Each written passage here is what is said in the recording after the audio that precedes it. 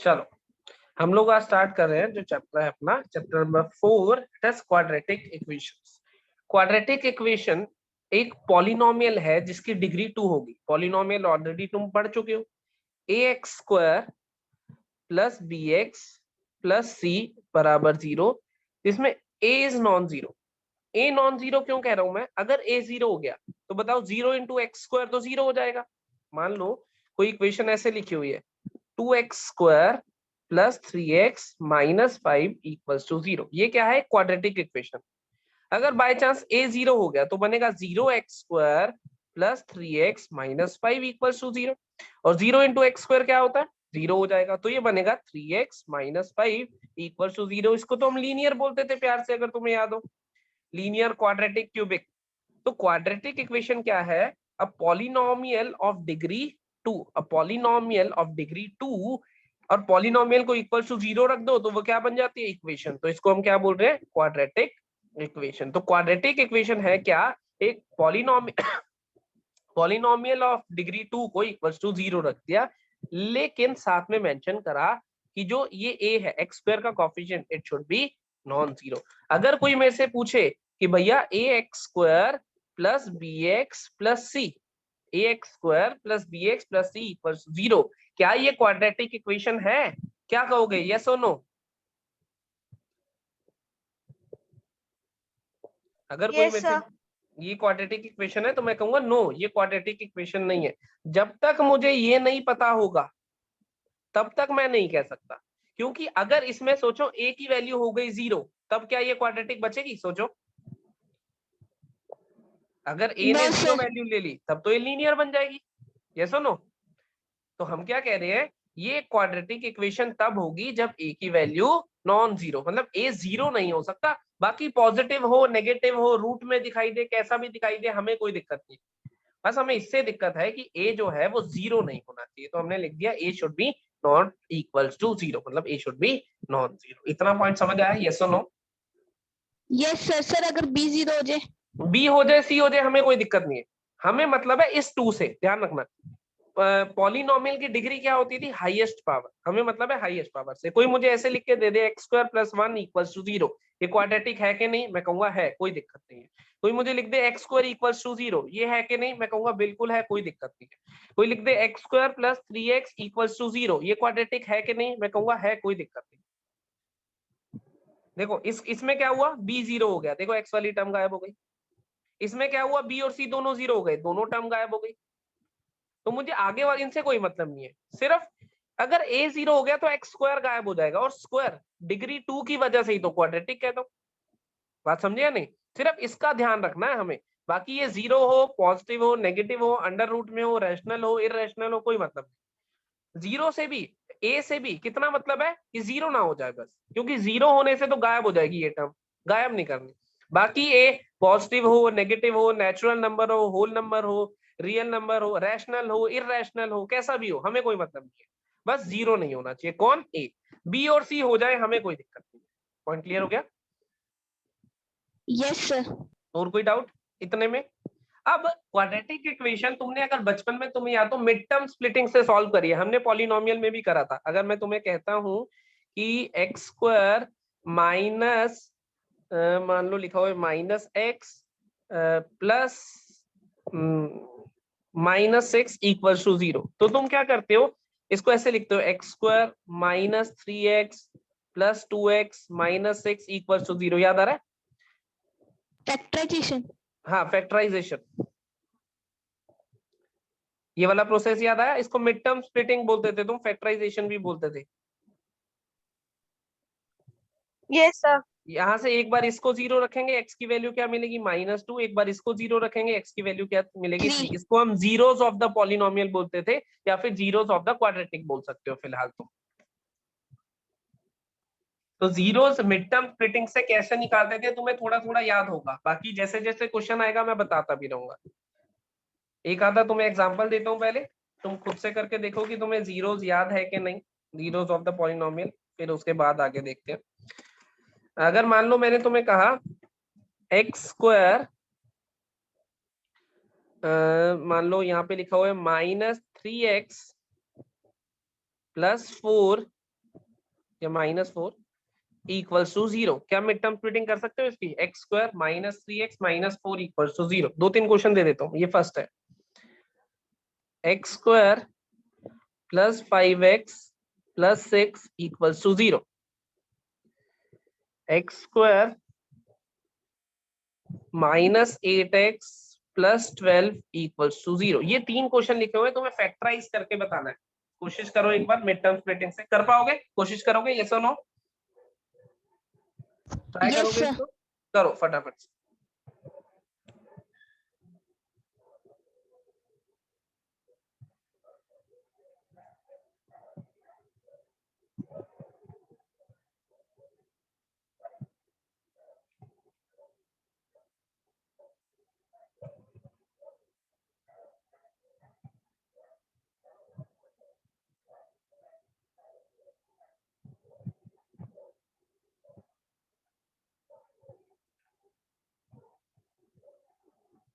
Sir first का x equals to -1, x equals to 4। सही है, बाकी भी कर लो, फिर एक ही बार आंसर चेक करेंगे। मेरे को आंसर नहीं पता, मैं भी फैक्टराइज करूंगा तभी आएगा।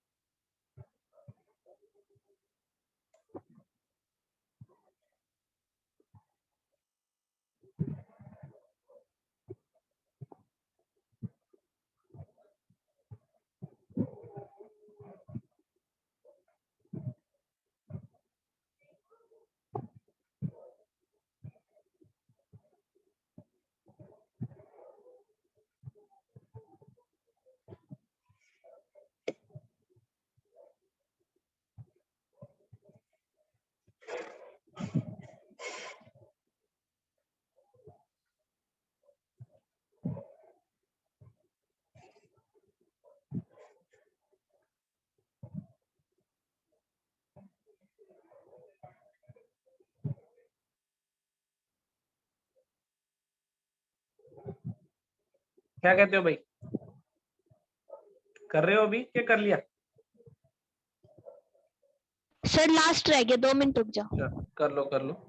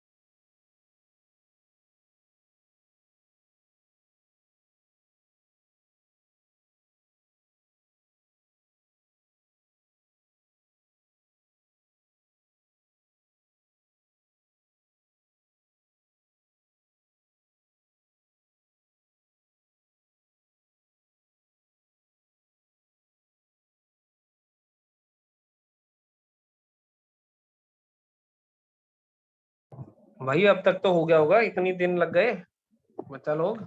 आ जाओ देखें। यस सर, हो गया है। अरे यस तो सर। बताया क्यों नहीं, मैं इंतजार करे जा रहा हूँ कब से।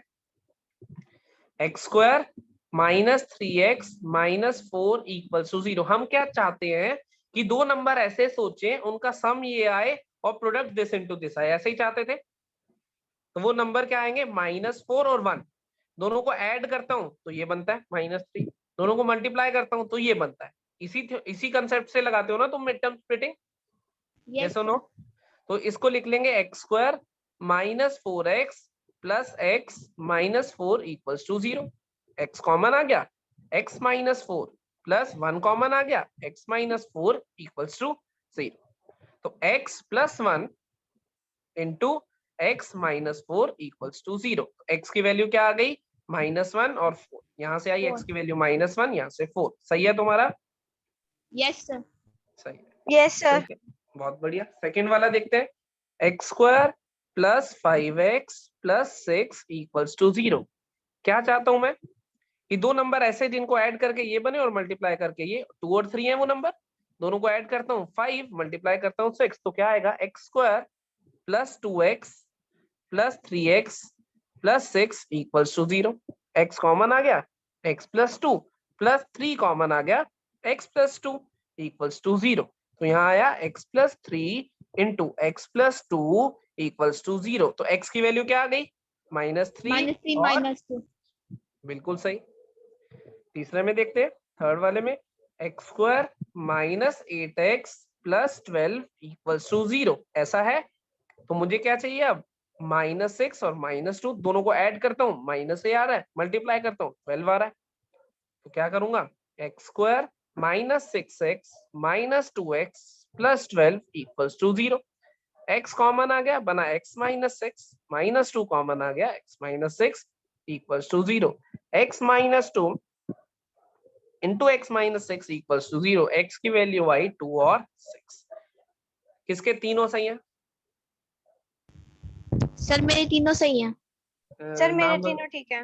दोनों के, ठीक है। अरे वो कहाँ चला गया ऋतिक, ऋतिक के नेटवर्क गायब हो गए होंगे। चलो दोनों सही है, बहुत बढ़िया बात है। आगे देखते हैं।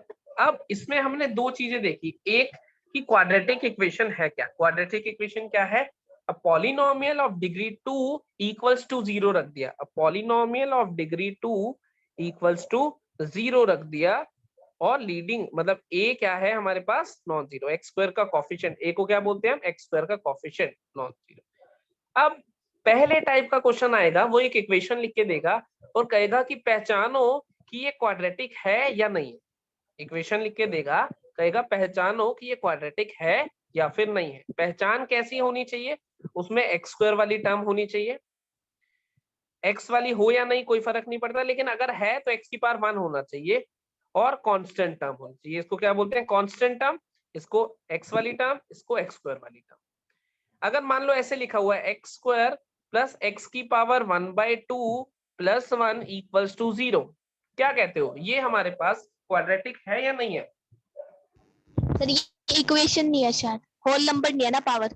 बिल्कुल सही, तो ये क्वाड्रेटिक इक्वेशन नहीं है। तो इस पे क्या लिख देंगे, नॉट। किस वजह से, इस वजह से। अगर ऐसे लिखा हुआ है X square plus x cube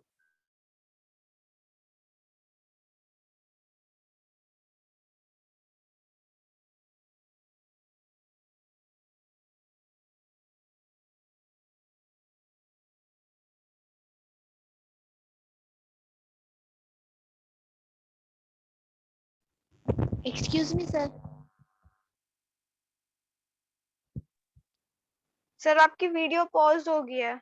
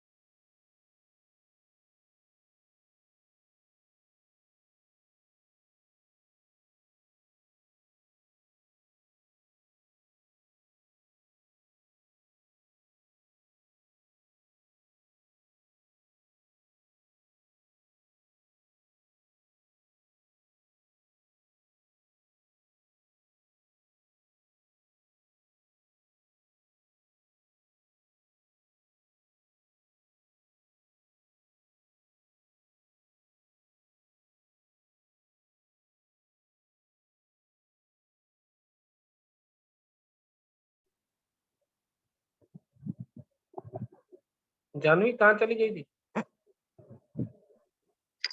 sir मैं क्लास में ही थी। बीच में कुछ डिस्टरबेंस हो गई थी, कुछ सब गायब से हो गए थे। तुम्हारी स्क्रीन पे भी हुई थी या मेरे पे ही हुई थी बस? सर स्क्रीन पे हुई थी। हुई थी ना कुछ गड़बड़? चलो कोई Yes, बात नहीं। sir. देखो अब ये देखने में हमें ऐसा लग रहा है कि एक्स क्यूब कहाँ से आ गया, है ना? लेकिन जब हमने इसको सिंप्लीफाई करा तो ये फाइनल जो इक्वेशन बनी वो क्वाड्रेटिक है या नहीं? यस और नो? Yes, sir. बिल्कुल है। तो अब पहले टाइप का क्वेश्चन वो देगा, हमें क्वाड्रेटिक लिख के दे देगा, मतलब एक इक्वेशन लिख के दे देगा और कहेगा कि भाई आप पहचान के बताओ कि ये क्वाड्रेटिक है या फिर नहीं है। एनसीईआरटी है तुम्हारे आसपास अभी? एनसीईआरटी है? एक्सरसाइज 4.1 निकालो। Yes sir. एक्सरसाइज 4.1 देखो, पहले क्वेश्चन के 8 पार्ट्स हैं और सब में उसने यही पूछा है कि क्वाड्रेटिक है या नहीं, ऐसा ही पूछा है, दिख रहा है तुम्हें?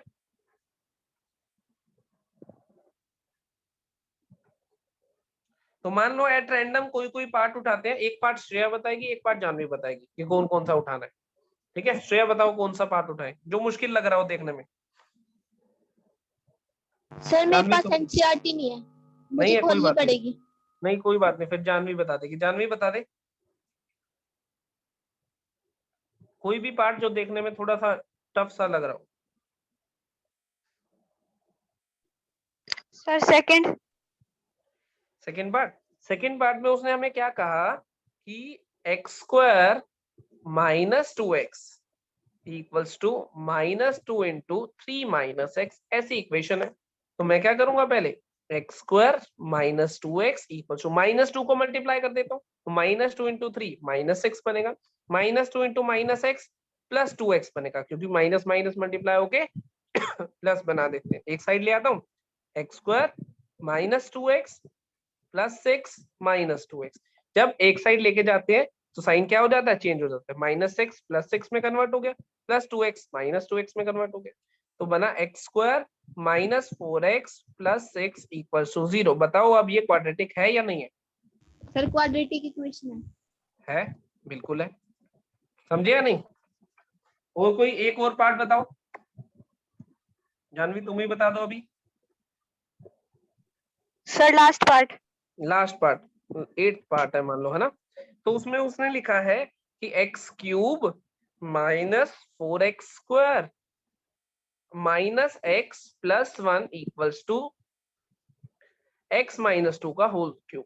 तो मुझे बताओ a माइनस बी का होल क्यूब, ये आइडेंटिटी तुम्हें पता है या नहीं? राइट साइड वाली a x minus b cube. का होल क्यूब, यस और नो में आंसर दे दो बस। अगर पता है तो अच्छी बात है, नहीं पता तो मैं बता देता हूँ। सर थोड़ी थोड़ी पता है। a x क्यूब माइनस, यहाँ लिख देता हूँ मैं, a माइनस बी का whole cube is a cube minus b cube minus 3a square b plus 3ab square. ऐसा, ये ऐसे भी तुमने याद करी होगी, a cube minus b cube minus 3ab common ले लेता हूँ, a माइनस बी, अगर ऐसा याद करिए तो ऐसे भी देखी होगी। याद आई कोई आइडेंटिटी ये वाली? Yes sir. तो ये ऊपर वाली है, फर्स्ट ऊपर वाली है, नीचे वाली, कैसे याद रखी हुई है तुमने? सर नीचे वाली। सर वैसे निकालनी आती है, वो उससे निकाल लेते हैं। वो भी बस ये मल्टीप्लाई कर दोगे तो ऊपर वाली बन जाएगी। यस दोनों सर। सेम सी है, कोई अलग नहीं है। ठीक है, तो अब इसको करता हूँ a क्यूब मतलब x cube minus b cube मतलब 2 का cube minus 3 into a square into b और plus 3 into a into b का स्क्वायर, कुछ ऐसा बनेगा। X cube -8 -6x square 4 into 3 is 12 plus 12x, ऐसा बना। देखना आइडेंटिटी ओपन सही करी है मैंने, कोई दिक्कत तो नहीं?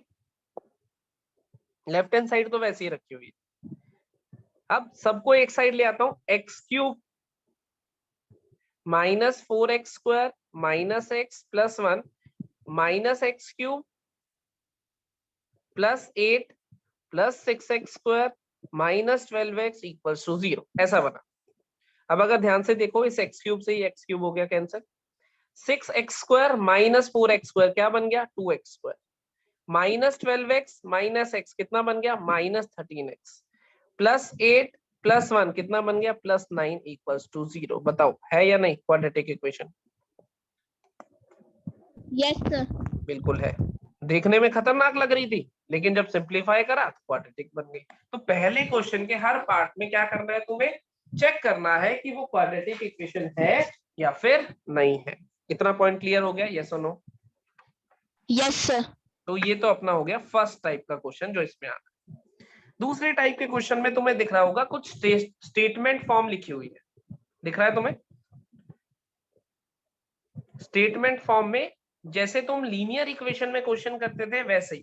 तो पहला क्वेश्चन मैं तुम्हें बताता हूं, जैसे क्वेश्चन नंबर 2 में फर्स्ट पार्ट वो क्या कह रहा है, the area of rectangular plot is 528 metre square. Area of rectangular plot is 528 metre square, ठीक है। The length of plot is 1 more than twice the breadth. Length is 1 more than twice the breadth, ऐसे दिया हुआ, ठीक है। we need to find length and breadth, ठीक है।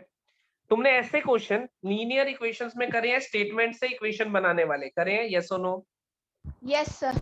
बिल्कुल करे हैं। तो अब उसने कहा कि लेंथ को ले लेता हूँ x, जो ब्रेडथ है उसको ले लेता हूँ y। तो length is 1 more than thrice 3 times y करो, x is 1 more than 3y, तो 3y + 1 करूंगा तो x बनेगा। मानते हो इस बात को, यस और नो? बताओ, यहां से यहां पहुंच गए। x Yes, length sir. को लिया x, इसको लिया y, तो x is 1 more than thrice of y, मतलब 3 times y। x is 1 more than 3 times y, x is 1 more than 3 times y। ये लिख ली इक्वेशन, यस और नो? मान लो इसको 1 दे दिया। अगर लेंथ x है और ब्रेड्थ y है तो एरिया हो जाएगा x इंटू वाई, जो कि दिया हुआ है 528। मानते हो इस बात को? Yes sir. ठीक है। अब मैं क्या करूंगा, यहां से x की वैल्यू यहाँ पे सब्स्टिट्यूट कर देता हूँ। तुम y की भी कर सकते हो, x की भी अपनी मर्जी है। x की वैल्यू यहाँ सब्स्टिट्यूट कर दी, क्या बनेगा, 3y + 1। x की जगह क्या रख दिया, 3y + 1, एक y था इज इक्वल टू 528। कुछ ऐसा बना? Yes sir. अब क्या बनेगा, 3 into y square plus y minus 528 equals to 0। ये क्वाड्रेटिक बनी या नहीं बनी, बोलो? सर क्वाड्रेटिक है। क्वाड्रेटिक है। अभी जो इस एक्सरसाइज में वो चाह रहा है हमसे, क्वेश्चन पढ़ोगे तो represent the following situation in quadratic form, सिर्फ क्वाड्रेटिक बनाना। अगली एक्सरसाइज में वो क्वेश्चन देगा जिसमें क्वाड्रेटिक को सॉल्व करना होगा। क्वाड्रेटिक को सॉल्व कैसे कर सकते हैं बताओ? हम अभी कर रहे थे फैक्टराइजेशन से, कर सकते हैं या नहीं?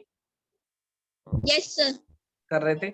और क्या ऐसा पॉसिबल है कि हर क्वाड्रेटिक के फैक्टर्स में देख के ही पता लगा लो फैक्टराइजेशन से, मतलब मिड टर्म स्प्लिटिंग से?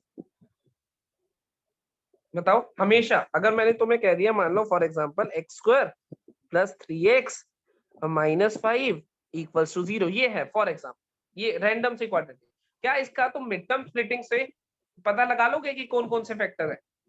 बताओ। Yes sir. बताओ फिर, अगर लगा सकते हो तो बताओ मुझे, सामने लिखा हुआ है तुम्हारे। सर क्या बताना है, फैक्टर्स? हाँ, फैक्टर्स बताने हैं, मिड टर्म स्प्लिटिंग जैसे अभी कर रहे थे।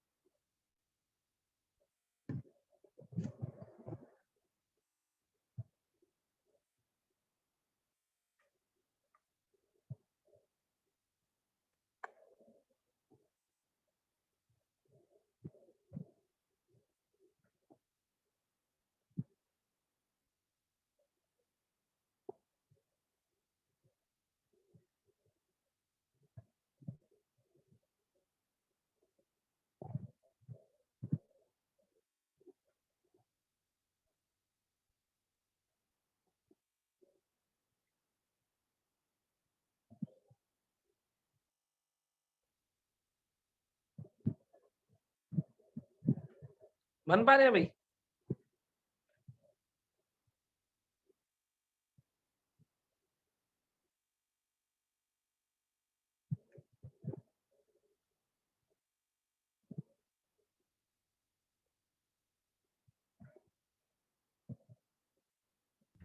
No sir. नहीं कर पा रहे ना? तो ऐसी तो और भी क्वाड्रेटिक आएंगे हमारे सामने जिसको हम मिड टर्म स्प्लिटिंग से नहीं कर पाएंगे। तो हम आगे जाके इसी चैप्टर में अगले लेक्चर में उससे अगले में एक और तरीका सीखेंगे जिससे हम किसी भी क्वाड्रेटिक को सॉल्व कर पाए। अभी तो क्या होता है, लेते हैं जिसको सम करके ये आए, प्रोडक्ट करके ये आए, हम फैक्टराइज करके आंसर निकाल लेते हैं। अब जरूरी थोड़ी है हमेशा हम पता लगा पाए, जैसे इसमें नहीं पता लगा पा रहे, तो हम इसका एक और तरीका भी आगे सीखेंगे। लेकिन अभी जो उसने क्वेश्चन कहा है, उसने क्या कहा है, उसने अभी कहा सिर्फ क्वाड्रेटिक बना दो, यहीं पे आंसर छोड़ना, यही आंसर है। अभी वो तुम्हें क्या प्रैक्टिस करा रहा है कि स्टेटमेंट फॉर्म से क्वाड्रेटिक तक कैसे पहुंचना है, क्वाड्रेटिक को सॉल्व कैसे करना है, ये आगे सीखेंगे। इतना बात समझ आई?